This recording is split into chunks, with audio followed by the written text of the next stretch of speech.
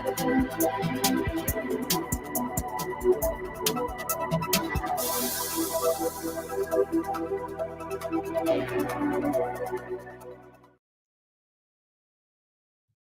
evening, everyone. It's Tom Sidney Bushnell, aka Numbers, here from Site Club and also the Tom Numbers Show. So both of my YouTube channels, do click and subscribe.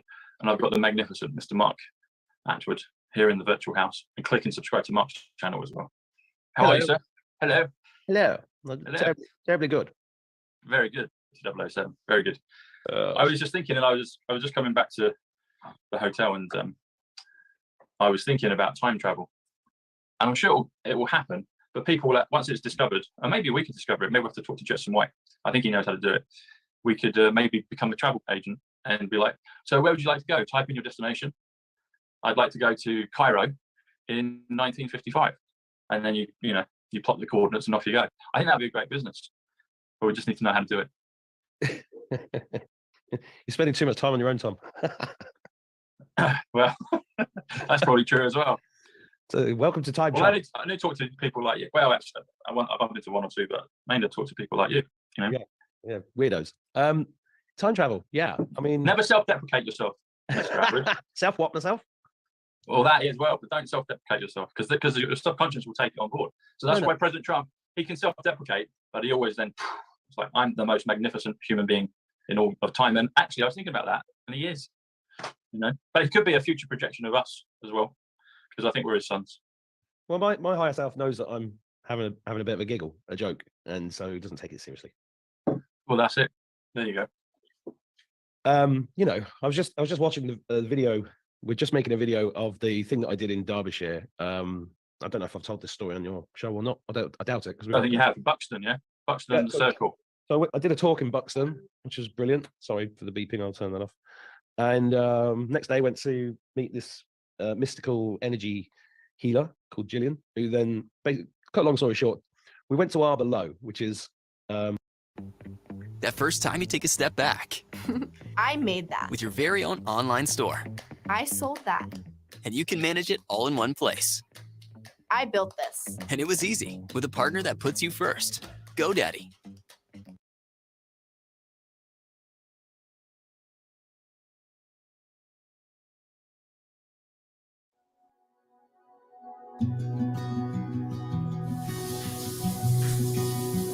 Start by soaking your hair with warm water. Warmer water temperatures will help open the hair cuticle. Rub the bar in your palm for a few seconds. Gently rub the bar all over in small circular motions. Next, quickly wet your hair for just a few seconds. Massage your scalp and hair for a couple of minutes.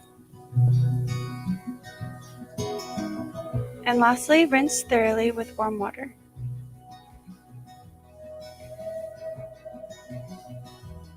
Please note, if your hair falls out easily, we recommend brushing your hair really well before showering.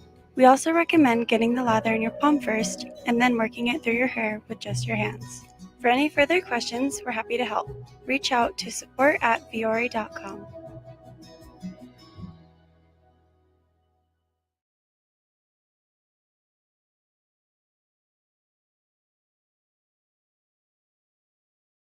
An inconspicuous stone circle in the Peak District in England.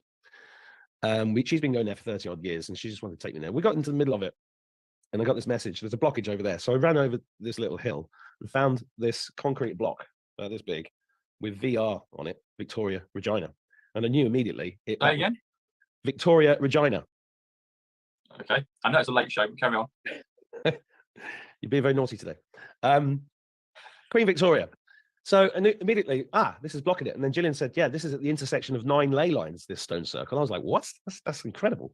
And then I got the message, Stonehenge is fake and it's a decoy. And then I said, well, there must be 8 more of these. If there's 9 ley lines, I bet each one's on a ley line. And I think Gillian said that. And then went round the exterior of the stone circle and found 9 of them, all with VR on. And we unblocked them energetically using a crystal skull and a bit of zha. And then we found a 10th one that had GR on it, which is short for George Rex, which is Queen Elizabeth II's father. Don't know why there were 10 with 9 ley lines, but that was 10 stones in total in the circle. Yeah, outside the circle. Okay. Gillian's been going there 30 years. She'd never seen them before. What so they appeared for you guys. I don't know. Maybe you just go to the stone circle and you don't look outside of it. Somebody'd seen them though, because one of them was knocked over and had copper rods coming out the bottom. So this was definitely placed there for a nefarious reason. Anyway, we cleared them. Ian was there with the rods. I got my own rods. We're gonna be using those soon. Yeah, I love using these. Everything I do is based on these now. Anyway, we cleared them all, and then at the moment we cleared the last one, and it was a really dark, overcast day. Suddenly, the sun came out of nowhere, but it wasn't the normal sun. It was 5D, 6D. It looked like an animation. It was like a ball with a light going around it like this, and inside you could see all this sort of plasma electricity going on, and it was kind of black and white. On the camera, I knew the camera wouldn't catch it. It just looks like the sun on the camera, but it's still pretty amazing. But you can't see what we could see on the day. And Gillian could see it. Kieran on the camera could see it. And then these two women walking a dog, they came over, they could see it. And we were all there for like 10, 20 minutes, just like freaking out. It was just incredible. And then this purple light and this blue light came out of it. And it was just magnificent. It really was. And it was another thing to put on my list of amazing but strange daytime sober experiences, along with the UFO that I saw and the dragon made of light and all the elementals I've seen. It's just astonishing, really, because this is why I don't really panic about what's going on in the world, because I know it's all going to be fine. It's where we're going. Yeah, exactly. So when you say, do you recall how many were actually in the circle itself? I could count them because we took some drone footage, but in fact I could just go. Tell you what, I'll have a quick look. Okay, have a quick look. He's been looking at. And then when you talked about the 10 that were out, like how kind of far away from that center circle were they? Because she hadn't discovered them before. About 20 meters. That's unusual that she hadn't seen them. Okay. Well, they were kind of behind. I think when there's kind of a mound around the circle. Yeah. And I think when you go into the circle, there's no reason for you to go outside of it. Okay. I think that's the reason. Or either that, I did say on the day, maybe these were hidden until now. Yeah. So they weren't like kind of next to bushes or trees or anything like that, just beyond the mound. Yeah. Okay, interesting. 10 stones actually comes to 131 John F. Kennedy.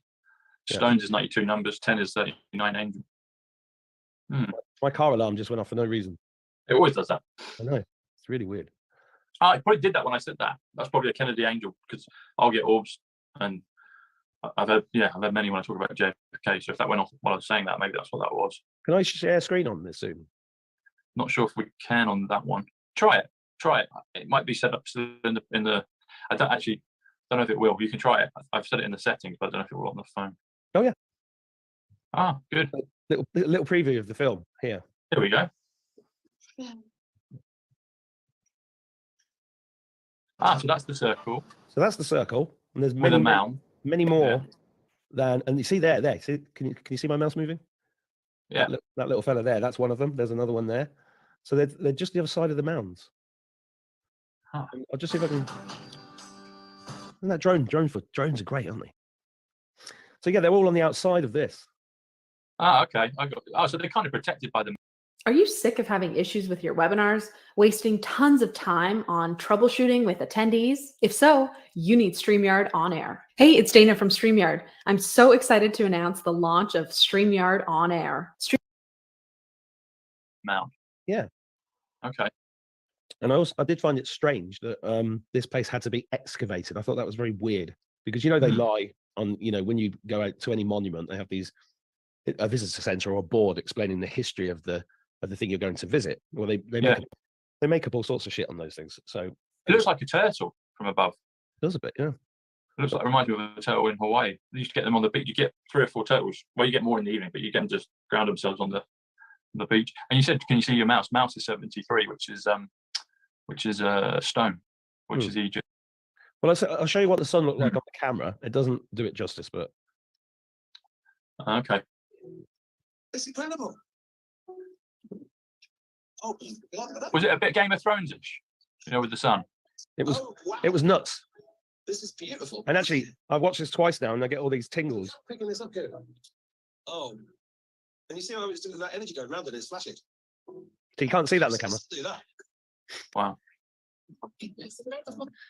Yeah, I mean, knew the camera wouldn't pick it up, but it really was amazing. And that's going to be out by the weekend. I think we've just got a few tweaks on it. Turned it into a 40-minute little movie. Very cool. Yeah, it was. That would have been awesome. It's the best part of this job, actually, going out and doing things like that.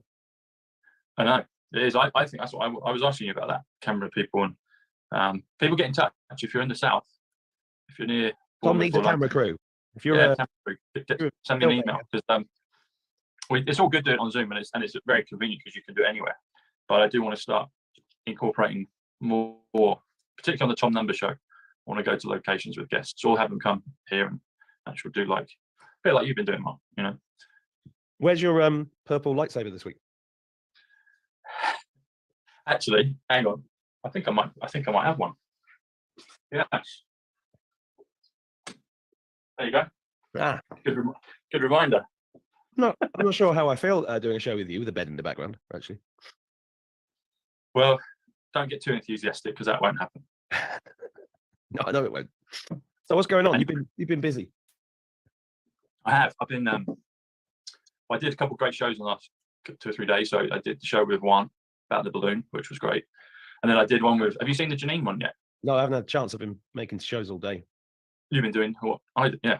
But it was brilliant. So probably quite a few people have watched that show, I'd have thought. But if you haven't, highly recommend you go and watch it.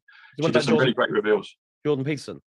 Yeah, so I've had a feeling about Jordan Peterson. I like him. I like his stuff. But one thing that it did, and I have to tell you, even if it's subtle, and he said quite a while ago about how he really thought Trudeau was doing a great job.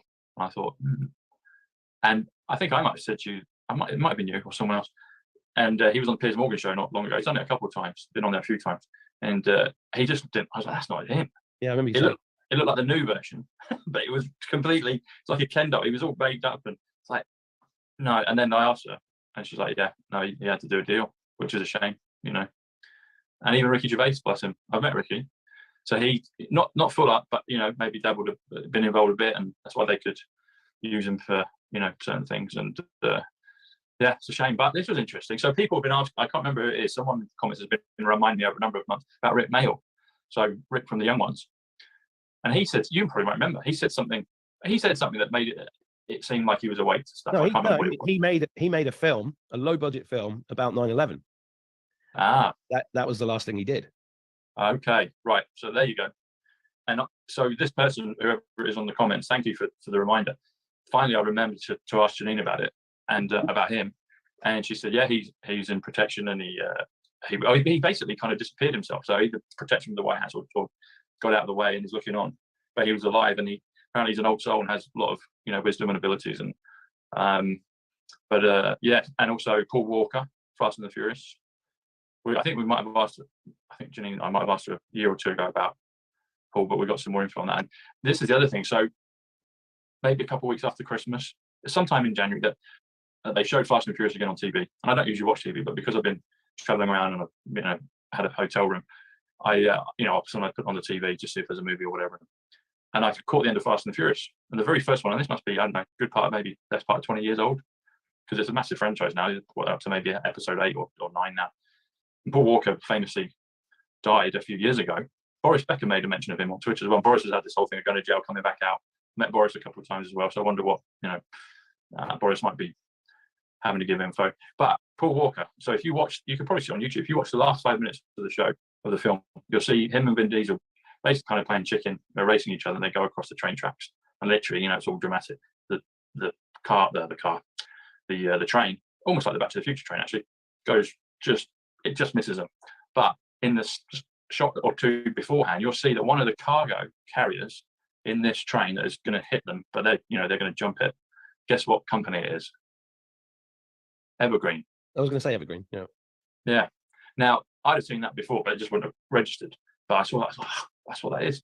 And then people are saying that Paul Walker apparently he'd helped in the Haiti charity, but then he'd uncovered or been exposed, and he was like, oh, and he was going to do it. Apparently, he was going to do something, kind of let the whistle go, and then it looks like he needed to be exited out. But she said he was good, and had been, it was a faked death, but it seems like he won't necessarily come back for the encore. It seems like he's kind of gone on, completed his mission and on to bigger and better things. So, and Spike Milligan, you'll probably know more about Spike Milligan than I do, but apparently he was another one like Rick Mail. Apparently, I got a letter off Spike Milligan once. Did you? Yeah, he's one of my heroes, comedy wise. So that tells you a lot, doesn't it? If he's got the time to write to someone like you. Weirdly, I was just thinking about him because of his pen. Because it was a typed letter, but he signed it with like a marker pen at the bottom, Spike. But he did a review of a comedy that I did about 25 years ago, and I was really chuffed to get that letter off him because he was probably 80 something at the time. Yeah. So he's a good guy. Yes, she said he's a good guy. Yeah. Well, I knew Rick was for years, but Rick hung around with some really dodgy people. Some of his contemporaries are extremely not good. Right. And that makes you.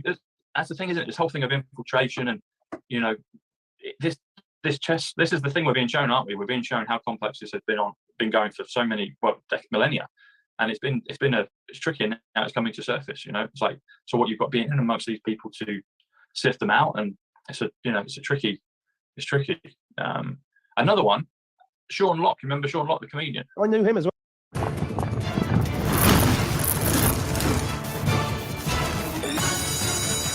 Well, did you? No, I actually knew him because we did gigs together 30 years ago. But I saw that name in the title of your video, and I was like, "Oh, Sean." I had a little think about him because he was a lovely, lovely fella. So Sean, again, a good one. I've only seen him with his comedy, and I was like, I don't know, because comedians can, they'll crack a crash joke and all the rest of it. But I'm like, so I was the thing that alerted to me about him. I was like, well, he's died all of a sudden. That looks to me like it's, And she said, yeah, he's good and he's in protection. Because we've done other reads on people like Jimmy Carr. I've met Jimmy a few times. Early lockdown, I saw him walking around in a Freddy Krueger jumper, pushing Rosemary's Baby. First weekend of lockdown. Weird. And then he changed. I saw him consecutively each weekend in Regent's Park. And then the last time I saw him, well, the penultimate time to me seeing him, but the series of 4 times, he looked different. He looked like the newer one because he's made a whole joke about having who's behind the mask. It's this whole thing of like, oh, you look different, Jimmy Carr. But he does look different because he's different. Then we did a show, and then he appeared a year or so ago. I hadn't seen him for ages, and then we did a show on him. 2-3 days later, he popped up around the corner, another part of Regent's Park, and I thought, that's the new one. Well, the papers are full today of Madonna's boat race, and people going, "Oh, why are people so hard on Madonna just because her appearance keeps changing?" Yeah, see, this is so interesting. So I was playing Madonna today. Who's that girl? Because Madonna. That's the thing, separating the artist from the art. And I love her music, not the newer stuff, but when she was Madonna, it was great stuff. And she was the first. I remember deciding to buy her cassette. I had a Walkman, and I was either going to get 5 Star or Madonna True Blue, and I felt a bit rebellious, and I got Madonna because I knew my parents wouldn't really like it. But I was like, no, I like Madonna. But today I was listening to her music, and I know the whole thing of Madonna right now, and I was like, I wonder if the very first Madonna was swapped out. I've heard that she was changed, but I wonder, because she looks so different. There's been so many versions of her. I wonder if the very first one might have been sacrificed. I don't know. This is getting weirder because everybody you've mentioned so far I've met. So I met Madonna in 1987 in New York because she was in the apartment above my girlfriend's dad's girlfriend's apartment in Central Park, and her and Sean Penn were there, and they came out, and yeah, it's mad. And completely different. I wonder if the very first one. I don't know. There's something. Well, why did she? So Sean Penn. Let's put it together, right? So Sean Penn. She married Sean Penn in the 80s. Now Sean Penn, the character Sean Penn, has been coming out and been totally pro this, saying people who don't get this should get sacked, etc. Follow the pen. The whole Hollywood. I mean, and also he was in Haiti. He's been hanging around the Clinton Foundation, the Clintons, blah blah blah, for years. So he's got a long negative paper trail. Maybe he was her handler when they got together in the 80s and then got divorced, and maybe she got replaced. I don't know. Maybe because what they do with all of them, like Britney and all the Disney Club kids, is they all come out first with banging tunes, and they're kind of a bit sexy, but they're not in your face disgusting. And then that's what they did with Madonna. I mean, she was kind of wholesome. She was more wholesome, and then she came out with that stuff in 1990, the Sex Book, and all of that stuff, and Vogue, and that's what they probably did. Yeah, they probably swapped her out. I think she probably was. Yeah. I think so, because that was the other thing that people used to say, she's the queen of reinvention, so she'd always reinvent herself. It could have been each time they it was literally reinvention. Yeah. And then what was she doing in 2020, singing about fried fucking fish? Ooh, yeah. In the bathroom. That looked entirely different. That one to the original, and the one that we saw at the Grammys. Yes. as you did that whole before 2020. My brother, actually, Joe, he's noticed this. So it was at the Eurovision Song Contest, and it was this whole thing about gas masks and everything. And it was like, oh, that's, 3 or 4 months later, people are wearing them. So it was, yeah, that's an interesting one, Madonna. And as you brought up the Eurovision Song Contest, there's been some controversy here in Ireland that Johnny Rotten is entering it, representing Ireland. So I mentioned Johnny Rotten last night on the show. I mentioned him all the time. I was doing Johnny Rotten impressions all across America. So he's going to expose probably on that show then. I don't know, but I went to see him live last year in Dublin. First time I've ever seen him live. He's quite amazing, and he was very openly against all this shizzle. Yeah. Wow. I mean, the cover story is that he wants to highlight the torture of Alzheimer's because his wife's got Alzheimer's and he's her carer. Huh. But I don't know I think he's just competing to represent Ireland. I don't think he's actually got it yet. Let's see if they'll let him in. Yeah. So you've got your rods. Yeah. So we'll probably do this next week, won't we? We'll do it more of a, but we'll mention it. So, do you have any questions about Site K? Site K. Have I got questions for you? Yeah. Oh, okay. We'll start with the obvious one. What is it? So Site K is something that I qualified in 2019, and it was very useful for preparing me. It was another piece in the puzzle to get to where we were in 2020. Because it taught me a number of things which I'll probably explain in future episodes. But Site K is a methodology. It's very simple, but very elegant, very powerful. It's a way of changing your beliefs at the subconscious level. And so it involves a series of protocols, a series of actions, techniques that can help, that do change your subconscious at the subconscious level, changes your belief at the subconscious level. And the reason I asked you about the rods is the way you usually do it with Site K is you do a muscle test. So a lot of people probably watching are familiar with muscle testing, Yeah, all of that. Yeah. So you can do all of that. But the rods are really great as well. It's the same thing, Yeah, and pendulums and stuff. I've had pendulums, but I just really like working with the rods. Well, that's it. You choose your method of preference, And so, because you can do it remotely as well. So that's why I didn't do it really in lockdown because I was doing numbers all the time, but I was doing it prior to that. So just to give people a taste of it, I was taking it to football clubs just prior to lockdown. So I was up at Manchester United. I did a demo with Mike Phelan, the assistant manager of Manchester United at the time under Solskjaer. I actually did it with some managers and they got results. So I did it with Bournemouth, with Jason Tyndall and Perch, the coach there, and Jason's the assistant, and they went on and beat Brighton.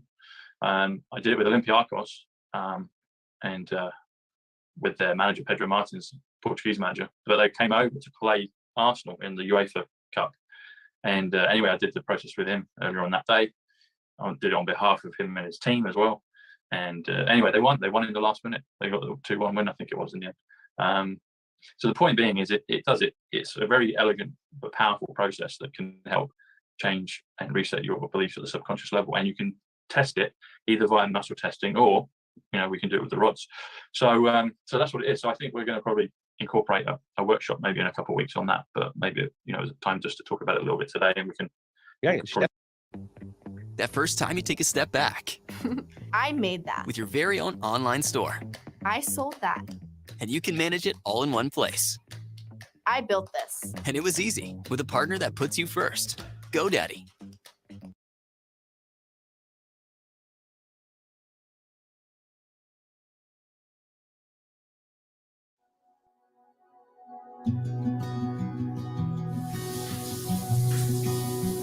Start by Next week and go into it more. Definitely do a workshop on that because a lot of what we've been doing in the last couple of years is teaching people or promoting the idea that you should stand in your power, stand up for yourself. You're a master manifester, become sovereign, all of these things, and it all starts with the thoughts. Yes, it does. Yeah, it totally does. Because every single thing in your life that you've ever done started with a thought. Everything in front of you started with a thought. We literally manifest the whole thing. And apparently, I come from a planet of manifestors called Shadaria. There you go. Yeah, I had an Akashic record done last week, and I'm a Shadarian apparently, which is like really, really old planet of light beings. Oh, sorry, my son's just coughing and knocking at the door, and he's been poorly. I'm just going to check on him. Okay. Yeah, so Site K, we'll do some we'll do some workshops on that. That'll be really good. Actually, it's really powerful, and yeah, it ties in very nicely with the awakening, with the Great Awakening. And interestingly enough, their symbol is a dove. So it's peace. And I've been doing a lot of work recently on the numbers in regards to peace, the White Dove Society. One put me onto that. So yeah, I hadn't thought that at the time I was looking into the doves, but then I realized it about a week or so ago. And I remembered, I was like, Site K is a dove. So yeah, it's a good process. It's something I think a lot of people will really enjoy. And yeah, what has Mark got on his bookshelf? I can't see closely enough for the books. There he is. It's back again. Can't hear you. The worst thing about being a parent is having poorly children. Hope he's all right, buddy. I Hope think he's he'll be all right. okay. You want to know what's on the bookshelf? Oh, I was just making commentary. I was like, but you're back. So I was just saying to everyone, actually, that the symbol of Site K is a dove. There's that dove again. There's that dove again. Exactly. The dove is the antidote in the Matrix. That's what it is. It's the dove. The dove is nature. The dove is mother. 79. It's yeah. It's all of those things. Did you know people from Red Dwarf? No, never met any of them. Okay, because Red Dwarf comes with the dove as well. I was a fan, and I used to watch them all, and I think I read a few of the books that they brought out as well. Is it similar? Because I'm aware of it, but I never got into either of them. But when I saw that video that I was sent about the doves destroying the virus in the Matrix, that was incredible. I was like, well, that's exactly what we've been talking about. But it added more layers to it. So you're a big fan of number 42, Hitchhiker's Guide to the Galaxy. So was I right in thinking, did British TV do a series of Hitchhiker's Guide to the Galaxy as well? Yeah, 1981, I think it was. It was on BBC Two. It was like 6 parts, 6.5 hours. Yeah. Is there any similarity between that and Red Dwarf? I just think in the production it was like a BBC thing. It was a bit wacky. I was like, yeah, but I never watched it. Yeah, I'd say there was. They are Right. kind of similar kind of humor and production values. Yeah. And also, you're more of a fan of it than I am. But Doctor Who. Oh yeah. So Doctor Who. I'm a wounded Doctor Who fan. They utterly destroyed it over the last 5 years. It's like Star Wars. Star Wars got destroyed. So I'd say that that's what that's why. Excuse me, I'm trying to get an interview with Gary from Nerdrotic, because there's a bunch of guys over there, heel versus babyface, Nerdrotic, the Critical Drinker, some fantastic reviewers, like big YouTube channels that see through all the woke bullshit and tear it to pieces intellectually and brilliantly and hold their ground. And they've been great commentators for me. So if I'm not doing this or being a dad, my chill out time, it usually involves me watching YouTube videos either about cars or about science fiction. See, so I told you this. So that's one of my go-tos, because when I'm in the hotel, it's either a film, but it might not be a film. But most nights I'll be watching Quest. And it's like a man channel. It's number 12 on the freeview, and you've got Wheeler Dealers with Lee Hamilton. Sorry, not you, Lee. Mark Brewer. He won't know anyway. He doesn't watch the show. But so there's Mark Brewer.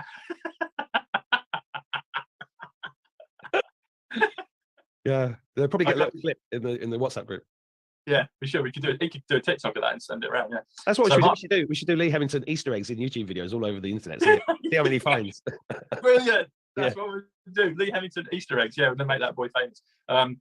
Yeah, he's like the Simon Cowell of the truth movement in England. Just for people that don't know who he is, but we're gonna put Easter eggs in. So he's coming out. He basically created. Shall we say? No, I don't think so. Okay. I don't think that's appropriate. No, that's why I paused. I was like, yeah. There's stories to be told in the future. Right now, our job is to just sort of let everybody who's awake know it's all going to be good and isn't it interesting, and look at this and look at that, isn't that interesting, and keep things moving along while we're waiting for more stuff to unfold. But like I just showed you on that video in Derby, it really is unfolding. That's what I'm trying to get across to people. What I've been seeing, and what loads of other people, it's not just me, are seeing, is that this transition is happening all around us all the time. But if you get bogged down in the 3D job, I mean, I go on Twitter and have a look and see what's going on. I go on the newspapers and have a look and see what kind of shit people are consuming. And it is like the Matrix, because you can see what's behind it. You can see the code. When you see the code, and it's just like, and I spend most of my time laughing. But there are certain stories that still get me slightly reactive. I mean, I found I put a video up on Telegram and Twitter the other day of a woman called Noreen who accosted the Irish Prime Minister Taoiseach Leo Varadkar, who is, oh God, he makes Tony Blair look like a fucking a daydream. He's just a horrible, horrible man. And he's always got this rubber face smile on it. He's just like all of them, just like Castro in Canada and Jacinda and Rob, the guy in, I don't know, all of them the same. These WEF puppet people. Anyway, she accosted him and she was screaming at him. And it was great to see, because it was really inspiring to see her just shouting, "You should be ashamed of yourself. I'm ashamed of you. There's 12,000 homeless people in Ireland and you're bringing in 80,000 unvetted men into the... I mean, it's outrageous what they're doing. Is part of the movie, but it's very powerful, and it's the thing that's actually getting Irish people wound up more than probably than anything else in the last couple of years, because the whole towns are being literally invaded, by young fighting age men from Albania, and then when you question it, Varadkar was in the Dáil, which is the parliament here today, saying that they're all racists, and there's nothing to do with race. It's to do with the fact that you just brought a load of men in from a country that isn't even at war.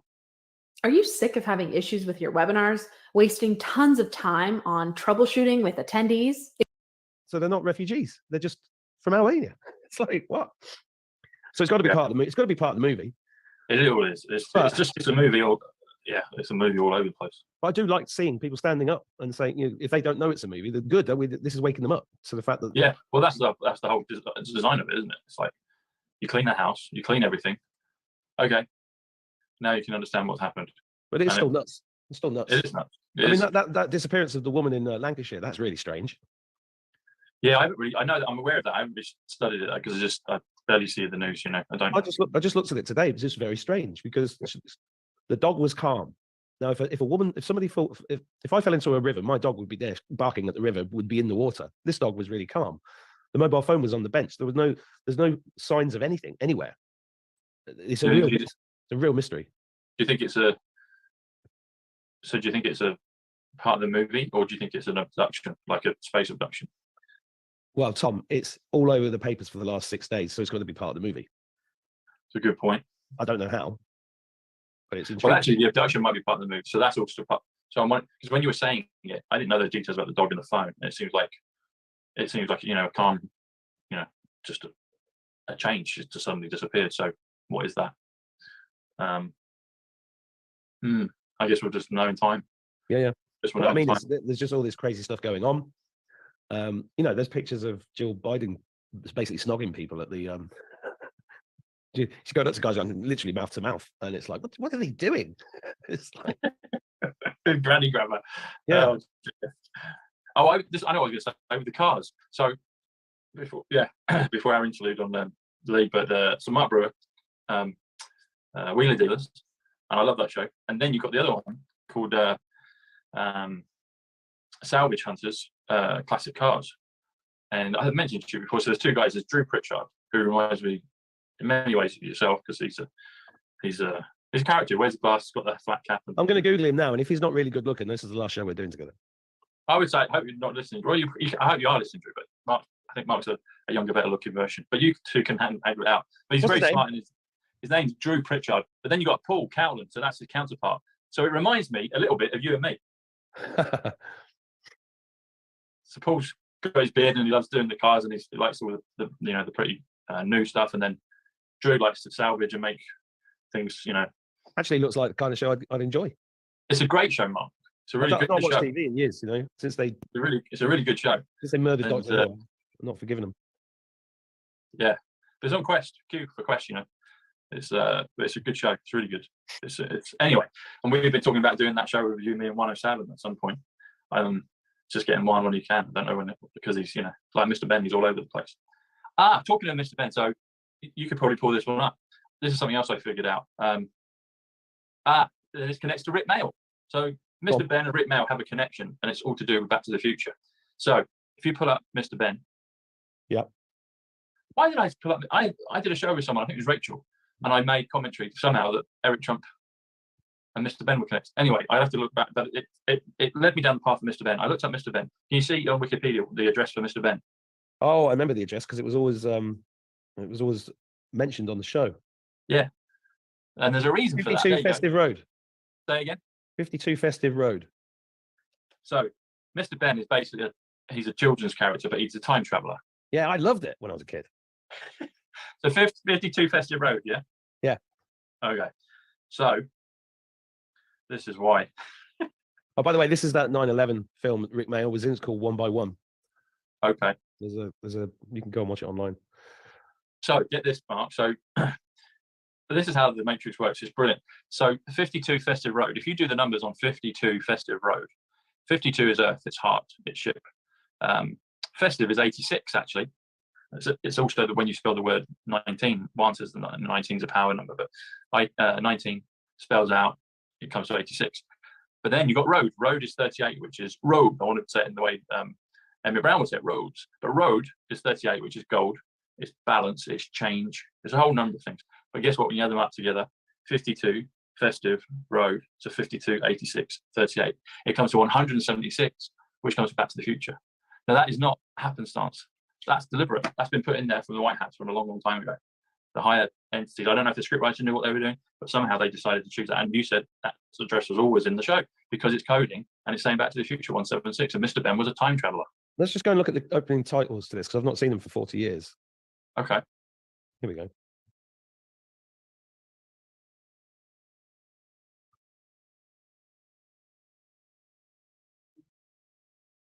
And it always goes into the wardrobe. But well, it was like a wardrobe, wasn't it? Or a changing room. What was it? Probably a time machine. Yeah, it's like a Tesla time machine. It's a Tesseract. Christopher Nolan puts a Tesla wardrobe, thinking of the Lionel Witch in the wardrobe, puts it in The Prestige, the film with David Bowie playing Tesla. There you go, Mr. Ben. Rick Mayall. So pull Rick Mayall up on Wikipedia. So I discovered this one today after doing the show with Janine yesterday. So do you want to read out Rick Mayall's full name? Richard Michael Mayall. So here we go. Rick. So Mayall, Mayall. Mayall comes to 64, which comes to Tenet, which is the Christopher Nolan film about time reversal. 64 also comes to movie. It comes to Jubilee. 8 times 8 is 64. You know, Will You Still Love Me when I'm 64? So Michael is 51, which is great. Richard is 61, which is miracle. But guess what it is when you add them all up together? And Janine said this in the show. She said he's got time travel abilities. She talked to that about Rick Mayall. She had no idea who he was. Anyway, I looked at his numbers today. So if you do Michael, Richard, Mayall, so 51 plus 61 plus 64, see what you get. Yeah, I don't know. I was reading his biography. Have you got a calculator there, Mark? No, I was just reading something about this because Lisa Mayer, this is weird because Lisa Mayer's parents, I was staying at her parents' house the day Diana died. Were you? Yeah. Because her dad was David Mayer. I think it was David. He was the head of drama at Manchester University. And I saw that because he studied at Manchester. Yeah. Yeah. Wow. So is that his wife or his sister that you're talking about? That's his daughter. That's his daughter. So you were staying at.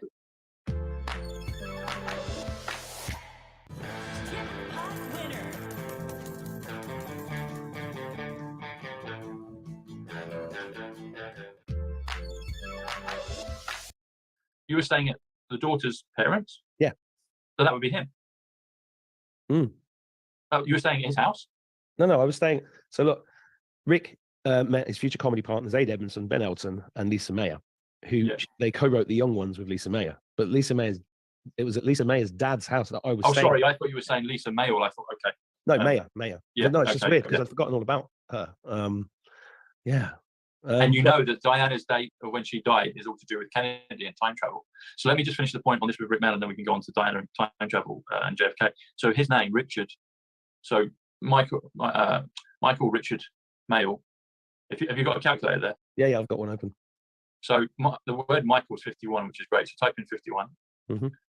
And then the word Richard is 61, which is miracle. Mm-hmm. That comes to what, 112?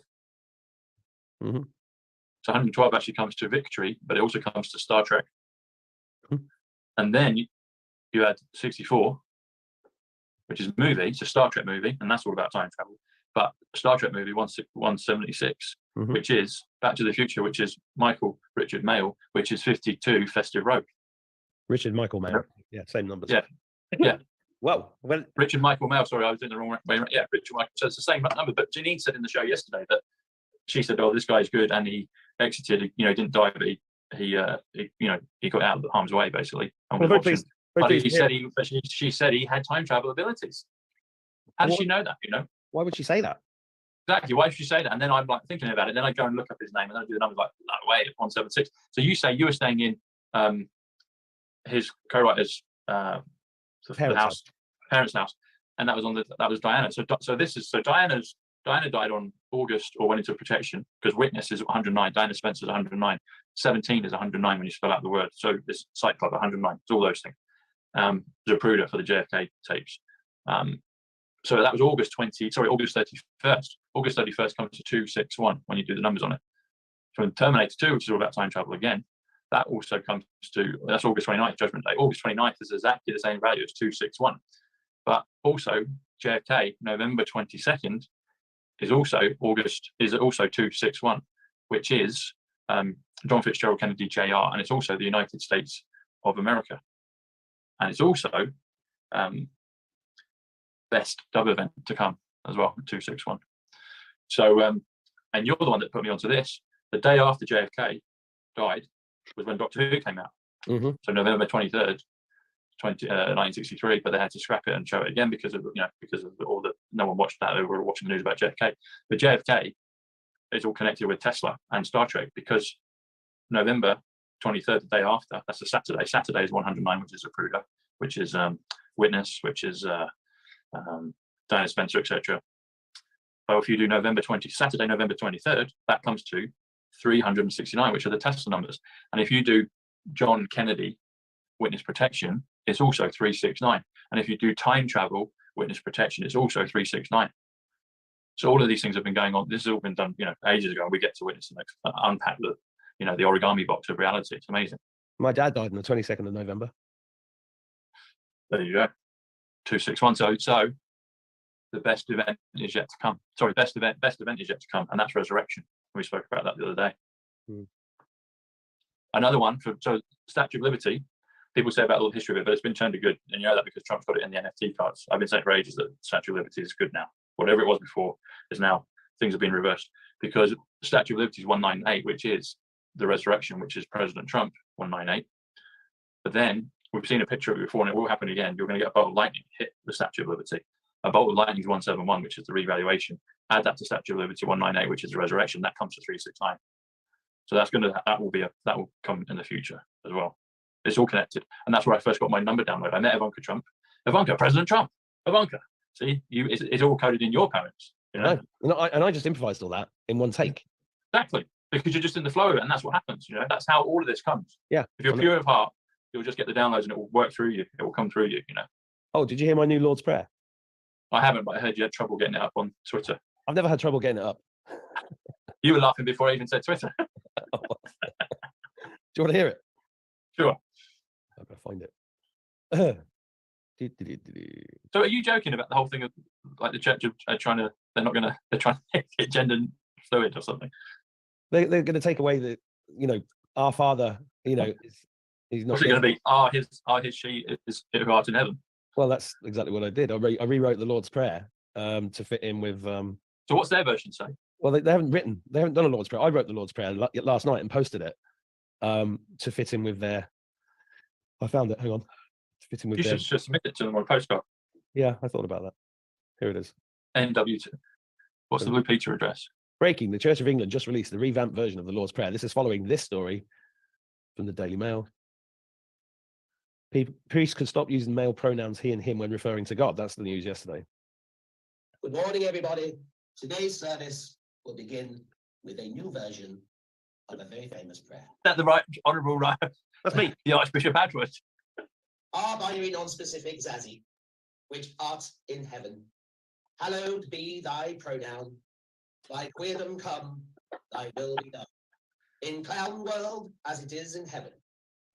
Give us this day our daily gluten-free soya bread, and forgive us our trespasses, as we forgive those that trespass against us, except transphobic haters, and Trump supporters, and capitalist bastards, and climate change deniers. And lead us not into temptation, but deliver us from Dr. Evil. For thine is the queerdom, the power, and the glory, forever and ever. Non-binary specific. You know have what to I send that to Donald Trump Jr. He'd like that. Look, I don't care. If he sees it, he sees it. Or just call him up on the bat phone. Just call him and say, look, I thought you'd like this. I haven't got a hotline to every famous person in the world, unlike you. Yeah, but if you imagine you have, then you can make it happen. You'll manifest. Just go. You Psych K me. Yeah, just be like, right, beep, beep, beep, beep, beep, beep. Don. Yes, Mark. I just wanted to point out you'll like this poem I've done. That's not a poem, it's the Lord's Prayer. I'm just going to ask the rods, does Donald Trump Jr. even know I exist? Oh, it's a yes. It is a yes. Yes. Yeah. Does Donald Trump know? That first time you take a step back I made that. with your very own online store. I sold that. And you can manage it all in one place. I built this. And it was easy with a partner that puts you first. GoDaddy.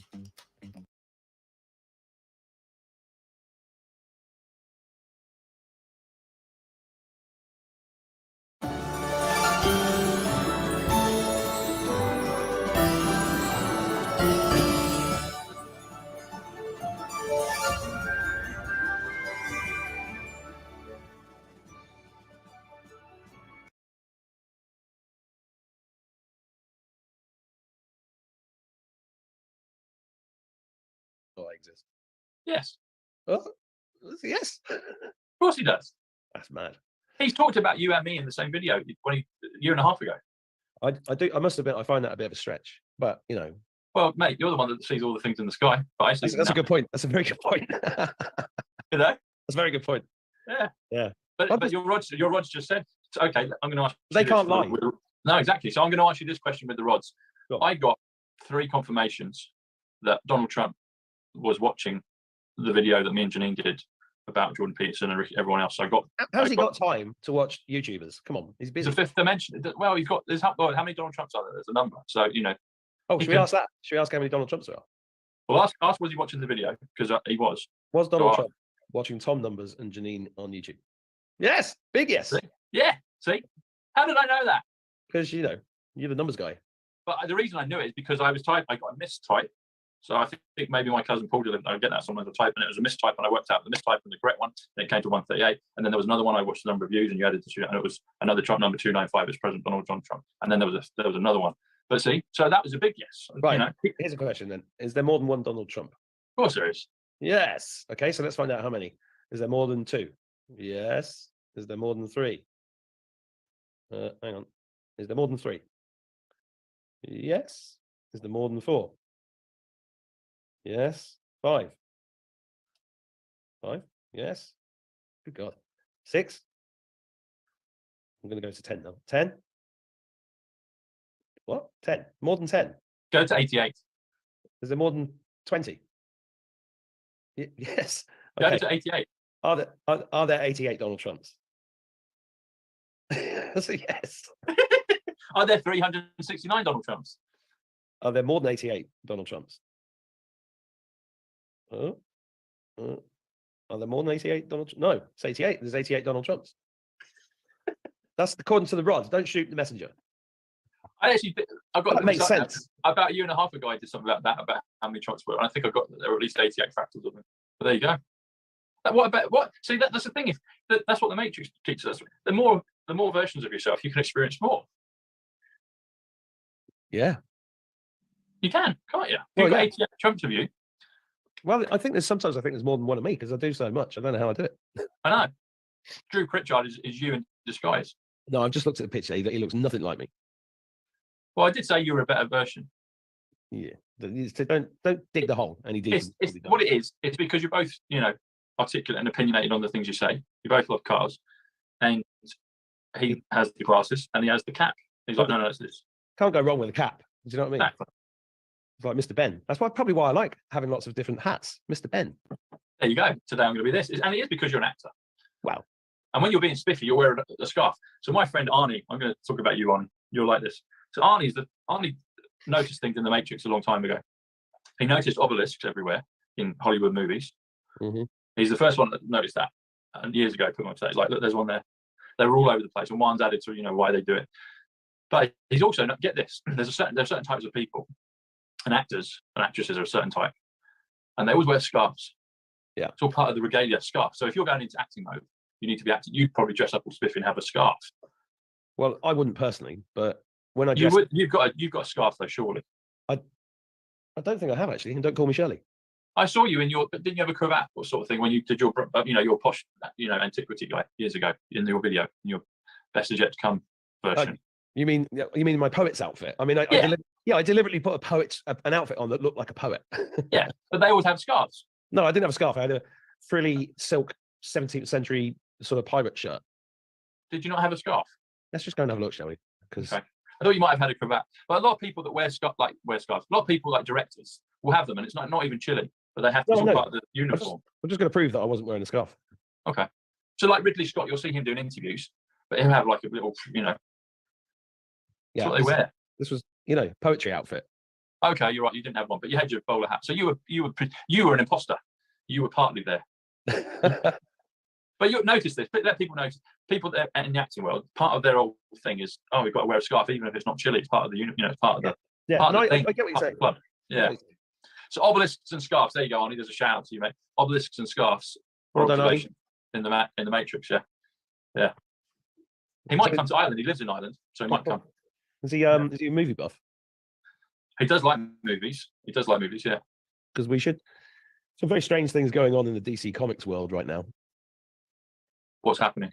Well, it's just that anybody that watches DC Comics films like Superman and Aquaman, or as my kids say, Aquaman. I say it's Aquaman. Aquaman. You're English. It's Aquaman. Aquaman. Yeah. That kind of stuff. Wonder Woman, all that stuff. Right? They've made a pig's ear of it. Right? They tried to copy Marvel with the MCU, which is now the MCU, right, obviously. But the MCU, and they just fucked it up. I see you. I see you. I see you. I see you. Ask if Sean is good or bad. You up? Ask if Sean is good or bad. Oh, is Sean Connery good or bad? No, you have to ask yes/no questions. So I'm going to say was Sean or is? Because he's this is it. Is because he died at age 88, and we know his age. Well, I did a sketch about it when he died in 2020. I was trying to find it yesterday. Is Sean Connery dead? No. Yes. He is. Was Sean Connery a good guy? No. I'm getting a yes. You're getting a yes. Yeah, which is interesting because. Good. So he really died? He was 88. Give the guy a break. I know, but it's all coded. Let's ask it again. Is Sean Connery a white hat? Is Sean Connery a white hat? No. Is Sean Connery a baddie? Is Sean Connery a bad guy? No. Is Sean Connery independent? Is Sean independent? Yeah. He's neither. He's just lives his life. He's dead. Well, just ask: is he independent? Is Sean Connery independent? Yeah. Yeah. And let's ask again: is Sean Connery dead? Is Sean Connery dead? Yeah.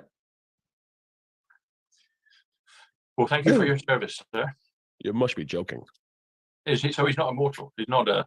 You cannot die, McCloud. You're immortal. I've got, Christopher Lambert. Christophe Lambert, oui. Yeah. So I got some interesting numbers on another. Frilly. Hey, rewards members, now earn every time you shop.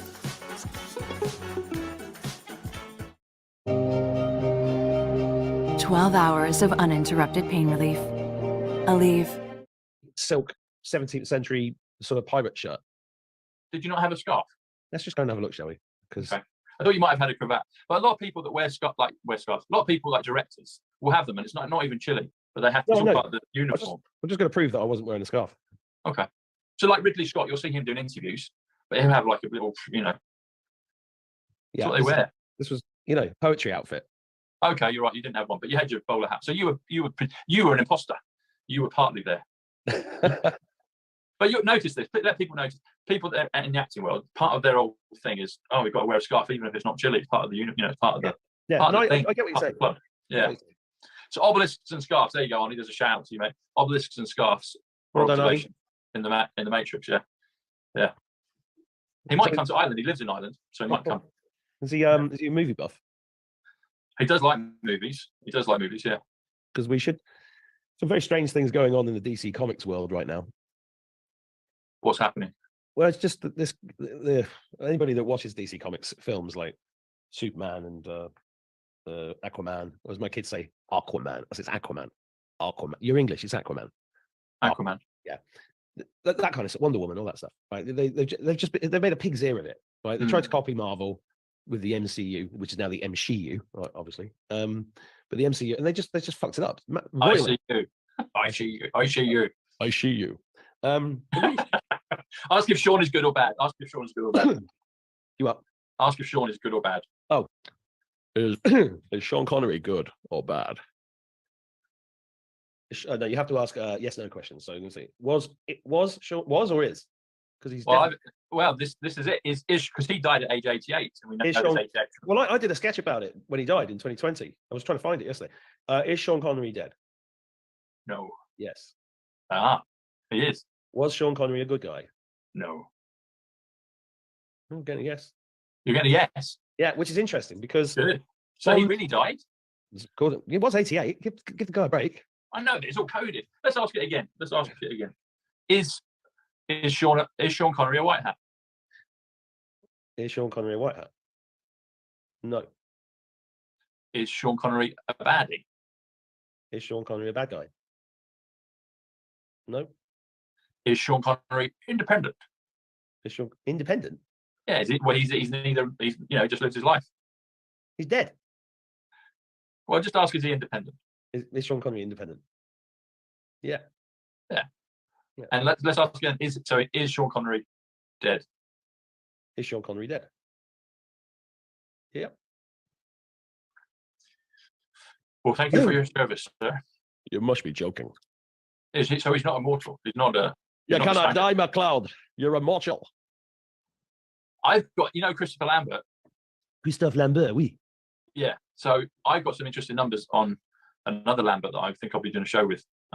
Liberty Mutual customizes your car insurance so you only pay for what you need. With the money you saved, we tried electric unicycles. I think I got it. Okay. Doggy paddle. Only pay for what you need. Liberty, liberty, liberty, liberty. There's a loop.